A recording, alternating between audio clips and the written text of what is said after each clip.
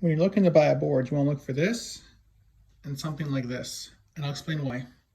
So buying wood and MDF can get kind of expensive, especially post-COVID.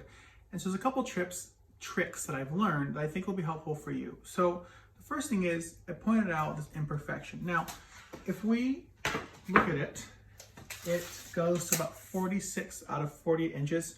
So that still leaves us 96%. But here's the cool thing. When you go to a place like Menards or Home Depot, they're gonna have sections where they have this dented or blemished material, and you're getting basically 90-95% of the material for half the price. Now, when it comes to something like this, you know, it kind of can depend at Home Depot. If you find these kind of imperfections all along the board, and usually when they're traveling, these straps around them, they can damage it. So I saved, I think, about like 70% off on this board. I mean, sometimes they can even give you 90% off.